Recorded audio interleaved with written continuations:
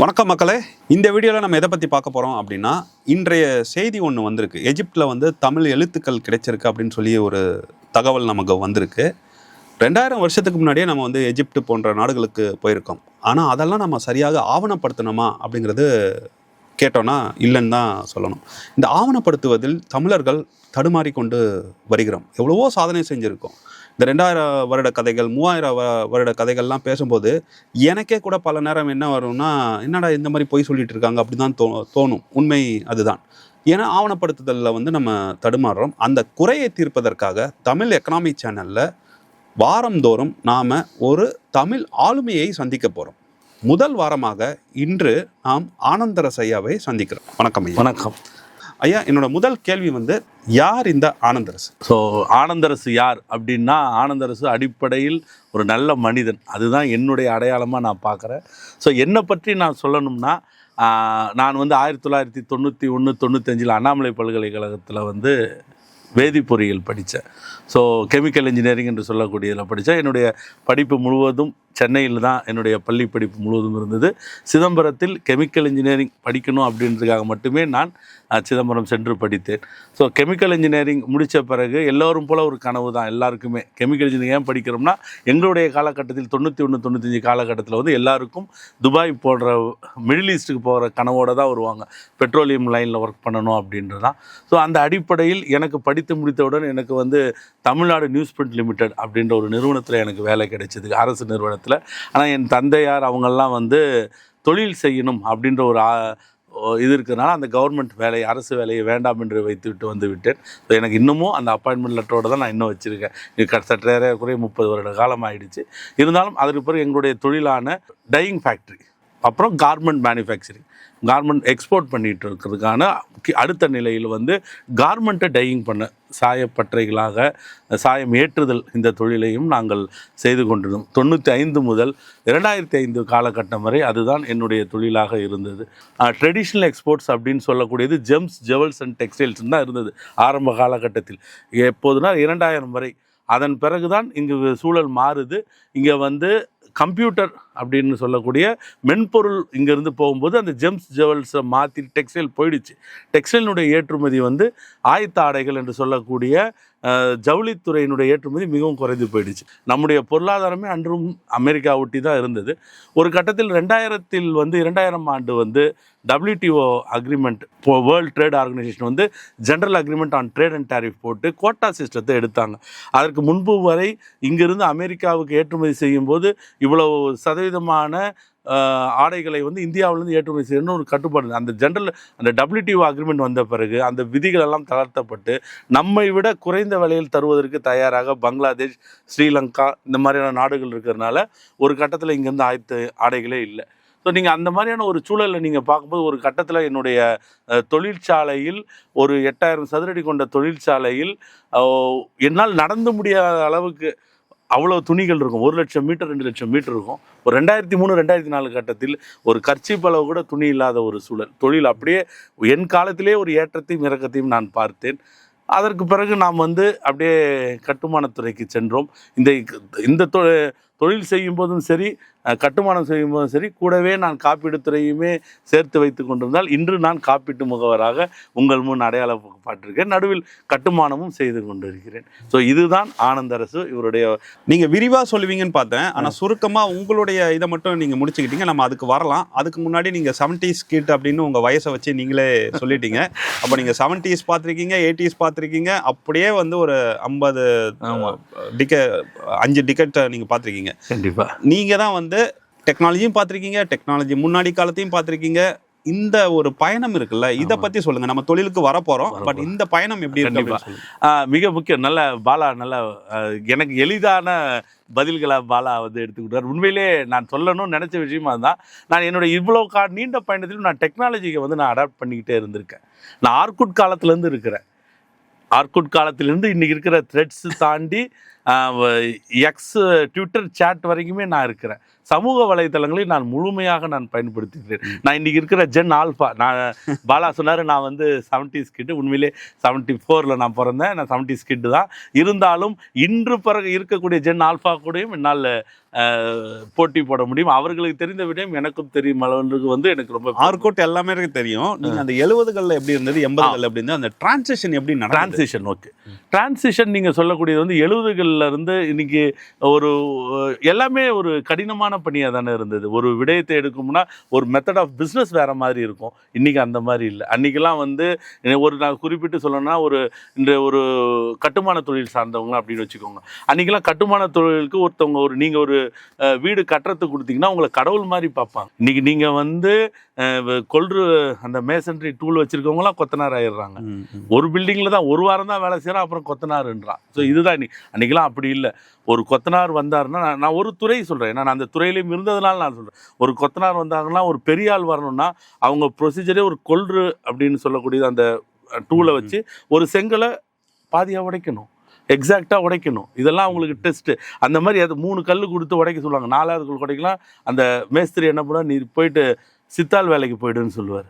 So அன்றைக்கி சித்தாள் வேலைக்கு வந்து எனக்கு தெரிஞ்சு ஒரு 80களில் 18 ரூபா 20 ரூபா தான் சம்பளம் இருக்கும். இன்றைக்கி வந்து சித்தாள் சம்பளம்ன்றது வந்து 800 ரூபா. மணி வயசு விட்டுருங்க, அது எல்லா இடமும் மாறி இருக்குது. பட் தொழிலில் வந்து அந்த பக்தின்னு சொல்ல மாட்டேன், பக்தின்னு சொல்வது நமக்கு ஏற்புடையதல்ல.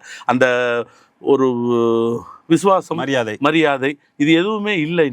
இன்னைக்கு வந்து அந்த காலத்துல வந்து தொழில்களே வந்து கம்மியா இருந்தது, வேலைகள் கம்மியா இருந்தது. அதனாலதான் இந்த மரியாதை இருந்தது. இப்போ வந்து பாத்தீங்கன்னா தொழில்கள் வந்து ரொம்ப மலிந்திருக்கு. நீங்க வந்து ஸ்விக்கி சொமேட்டோ ஓட்டினாலே 30,000 40,000 சம்பாதிக்க முடியுது. ஸோ அதனால மரியாதை குறைஞ்சிருச்சுன்னு நினைக்கிறீங்களா, இல்ல வேற என்ன காரணம் அப்படின்னு? மரியாதை இல்லை, வாய்ப்புகள் இங்க அதிகமா இருக்குன்னு தான் நினைக்கிறேன். இங்க வந்து டிமாண்ட் வந்து அதிகமா இருக்கு, சப்ளை கம்மியா இருக்கு. அதுதான் காரணமா பார்க்குறேன். அன்னைக்கெல்லாம் ஒரு வீடு கட்டணும்னா கிட்டத்தட்ட 1 வருஷம் ஆகும். இன்னைக்கெல்லாம் 90 நாளில் வீடை கொடுன்னு கிளைண்ட்டே கேட்குறாங்க. ஒரு 100 அவங்க என்ன 6 மாதம் சொல்கிறாங்க, நீங்கள் 4 மாதத்தில் முடிக்க மாட்டீங்களான்னு கேட்குறாங்க. ஸோ இதுதான் சூழல். இன்று இருப்பது போல் இவ்வளோ பொறியாளர்கள், இவ்வளோ ஸ்ட்ரக்சரல் இன்ஜினியர்லாம் கிடையாது. 50 வருடத்துக்கு முன் கட்டப்பட்ட பில்டிங்கெல்லாம் வந்து ஸ்ட்ரக்சரல் இன்ஜினியர் கிடையாது.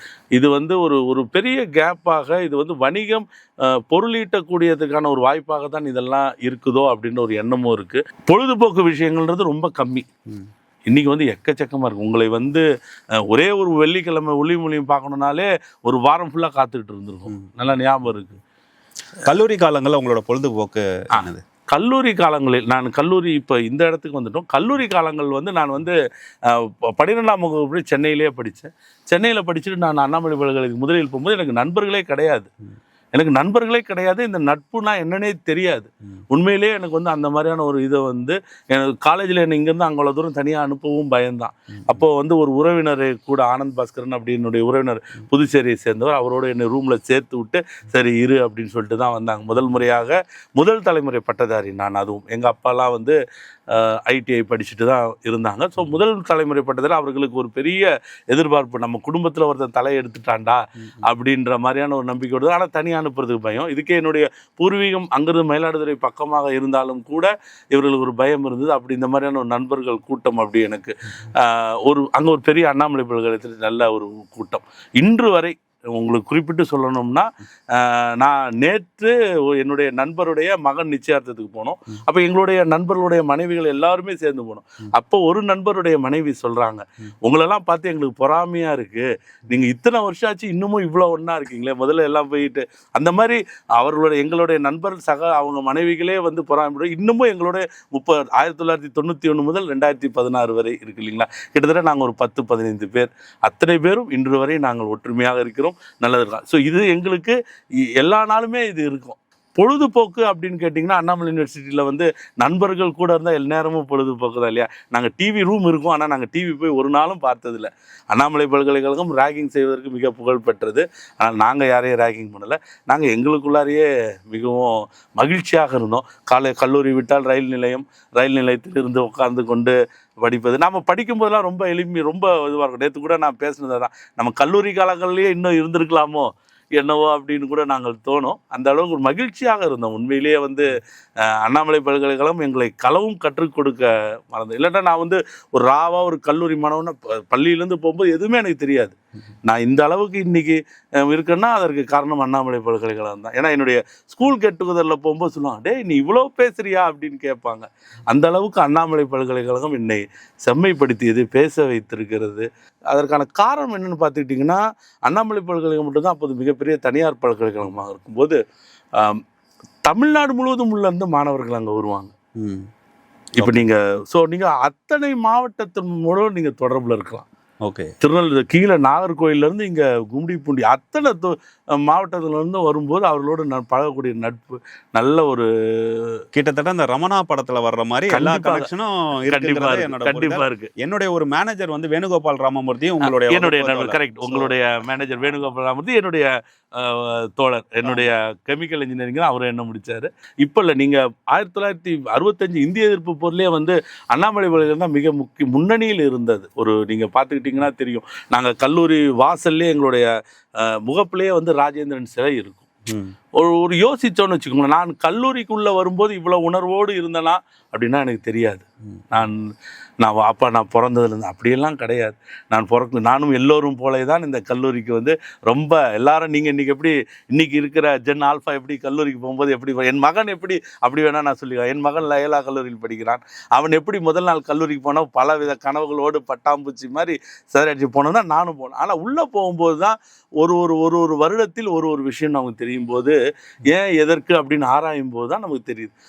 எல்லோரும் போல் ஒரு படிக்கக்கூடிய வரான் ஒரு குடும்பத்திலேருந்து. இப்போ நீங்கள் ராஜேந்திரன் அவர்களுடைய கதையவே எடுத்துக்கோங்களேன். அவர் சிவகங்கையிலேருந்து படிக்கிறதுக்காக அண்ணாமலை பல்கலைக்கழகத்துக்கு வர்றார். பல்கலைக்கழகத்துக்கு எல்லாரும் போல் படித்து முடிச்சோடனே கவர்மெண்ட் வேலை. ஸோ ஒரு முதல் தலைமுறை பட்டதாரி ஒரு விவசாய குடும்பத்திலேருந்து வந்தவர் ராஜேந்திரன். அவர் வந்திருந்தால் படிச்சுட்டு முடித்தோம்னா வேலை கிடைக்க போது நிம்மதியாக போயிடலான்றதோடு தானே இருக்கணும். ஆனால் என்ன ஒரு தைரியத்தில் வந்து துப்பாக்கி வச்சு சுடும்போது சுடுன்னு போய் எப்படி நிற்க முடியும் அப்படின்னு யோசிப்பேன். பல நேரம் யோசிப்பேன், எப்படி நிற்க முடியும்? இல்லை, அவனுக்கு வீட்டில் இருக்குல்ல, வீட்டில் 1000 பிரச்சனையோடு தானே வரோம். இப்போ நாங்களும் வரும்போது எங்கள் அப்பாவும் பெரிய முதல் தலைமுறை பட்டதாரி. எங்கள் அப்பா வந்து எண்ணூர் ஃபவுண்டரிஸ் அசோக் லேலண்ட் லிமிடெடில் ஒரு எம்ப்ளாயியாக தான் இருந்தார். ஸோ பசங்களை படிக்க வைக்கணும், பையனை எப்படியாச்சும் இன்ஜினியர் அப்படின் போது எங்கள் அப்பாவுக்கான சுமைகளை எனக்காக எங்கள் அப்பா பண்ணுறாங்க. நான் என்ன பண்ணும்போது நான் என்ன நினைப்பேன், முதல்ல நல்லா படிச்சுட்டு நல்லா வேலைக்கு போயிடணும்ப்பா, அப்பா பட்ட கடனை. இப்படி தானே சராசரியாக எல்லா மாணவர்களுக்கும் இருக்கும்.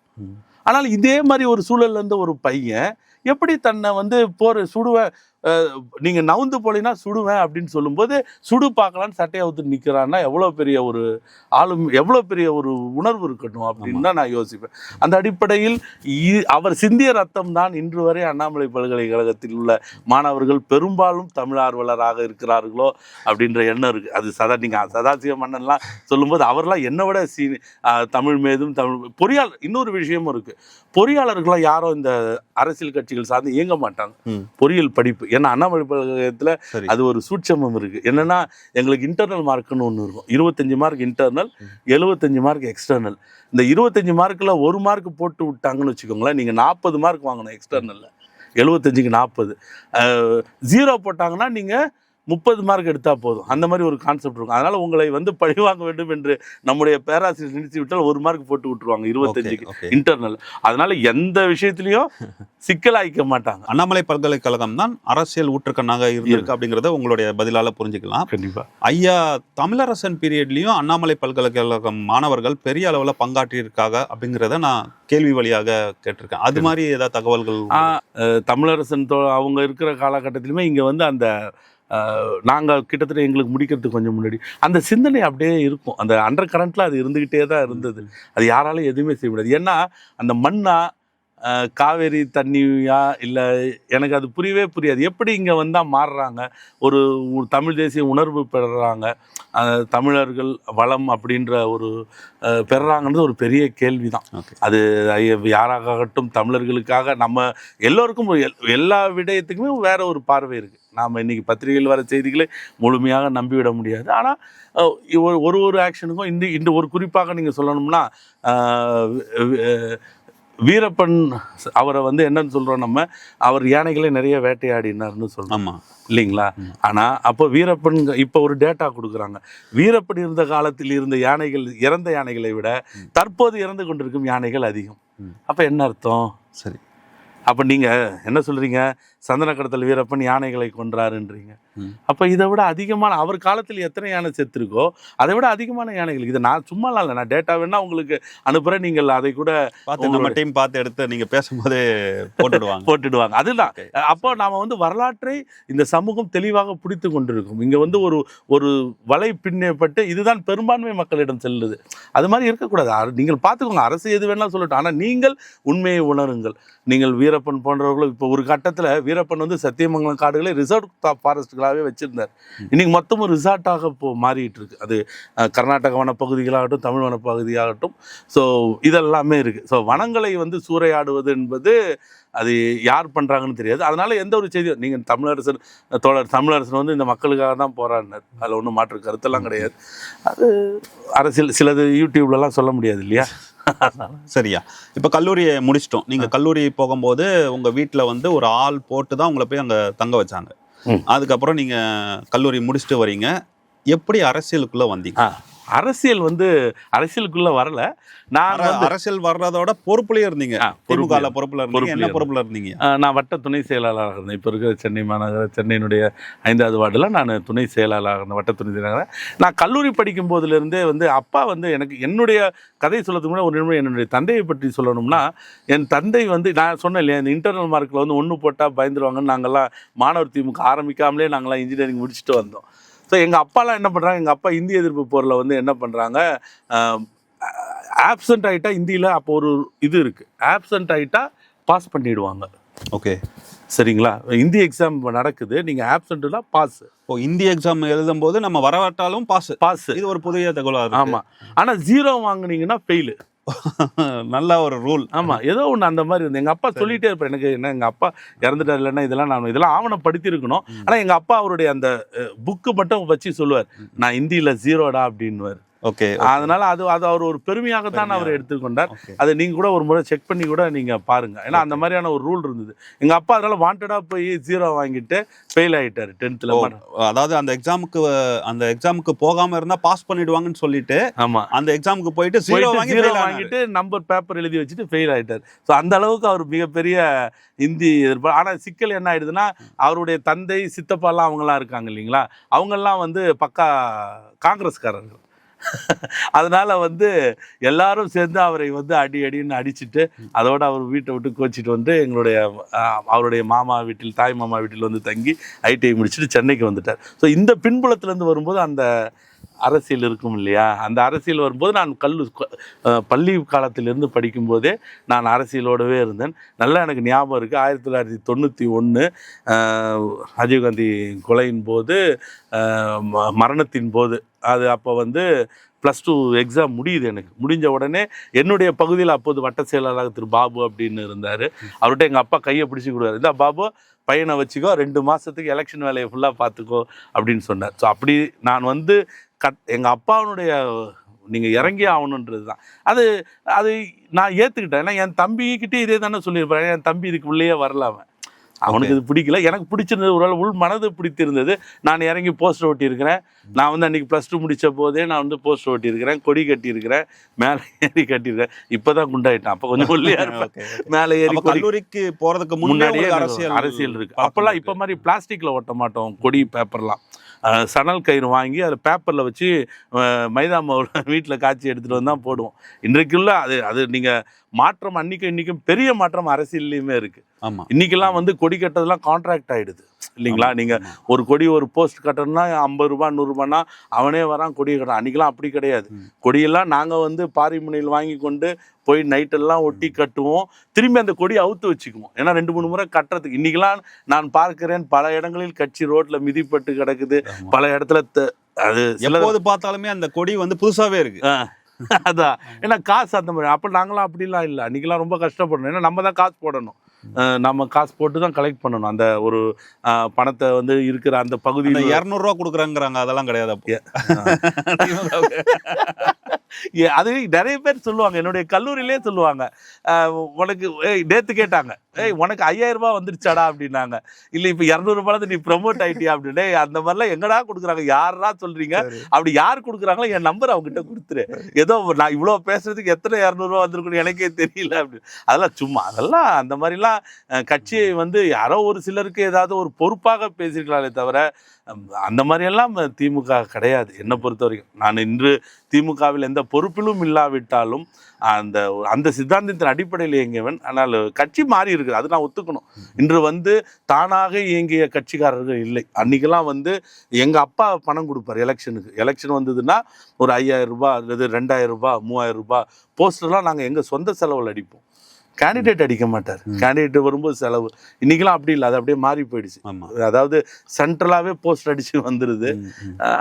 அது பெரிய மாற்றம். இது ஒரு முக்கியமான ஒரு பதிவாக நான் பார்க்குறேன். ஏன்னா திராவிட ஆட்சியை வந்து எதிர்த்து பேசுபவர்கள் சொல்கிற முதல் குற்றச்சாட்டே என்ன அப்படின்னா, கட்சி கொள்ளை அடித்து அதை மக்களுக்கு கொடுத்து அதனால் ஓட்டு வாங்குறாங்க அப்படின்னு சொல்கிறாங்க. ஆனால் நீங்கள் கட்சி தொண்டராகவே என்ன சொல்கிறீங்க அப்படின்னா, நாங்கள் தான் வந்து பணத்தை போடுவோம், கேண்டிடேட் கூட போட மாட்டார் அப்படிங்கிற மாதிரியான ஒரு பதிவை நீங்கள் இந்த வீடியோவில் நீங்கள் நான் நல்லா தெளிவாக சொல்லுவேன். எங்கள் எம்எல்ஏ வந்து இதுக்கு முன்னாடி டிகே பழனிசாமின்னு இருந்தார்.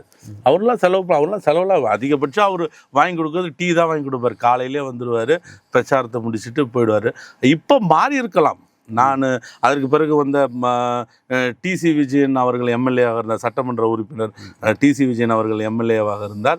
அவர் இருக்கும்போது கொஞ்சம் டீக்கு பதிலாக இட்லி தோசை வாங்கி கொடுக்குறாரு, அவ்வளோதான் பண்ணுவாங்களே தவிர நீங்கள் சொல்கிற மாதிரி ஒரு ட்விட்டுக்கு 200 ரூபான்றாங்க. நானும் எதில் இருக்கிறேன்றது இல்லை. இப்போ நீங்களே பார்த்துருப்பீங்க எவ்வளோ ட்விட்ஸ் போடுறேன், எவ்வளோ அப்புறம் இதெல்லாம் ஒன்றும் கிடையாது. அது 2000க்கு முன் 2000க்கு பின்னுன்றது உலகம் வேறு. அதாவது அந்த 2000க்கு பிறகு இந்த குளோபலைசேஷன் வந்து எல்லாத்தையும் அழிச்சிடும் தான். பெரிய மக்கள் தொகை கொண்ட நாடுகளுக்கு எந்த மாதிரியான தொழில் இருக்கும்? இன்னைக்கு இருக்கிற பிஸ்னஸ்லாம் 5 வருஷத்தில் மாறிடும். 5 வருஷம் கழிச்சு ஸ்விக்கி ஜொமேட்டோ இல்லைன்னு வச்சுக்கோங்க, இந்த பசங்களாம் என்ன பண்ணுவாங்க? அவர்களுடைய மிக முக்கியமான வருடம் இந்த 20 வயதுலேருந்து 30 வயதுக்குள்ளே தான். அவனால் 30 வயதுக்கு மேலே ஒன்றும் ரொம்ப கடினம். ஆனால் அரசே அவங்களுக்கு வசதி பண்ணி கொடுக்குது, அவங்களுக்கு ஏசி அறையெல்லாம் கொடுக்குது. அதெல்லாம் எப்படி பார்க்குறீங்க நீங்கள்? உங்களுடைய திமுக ஆட்சி தான் அது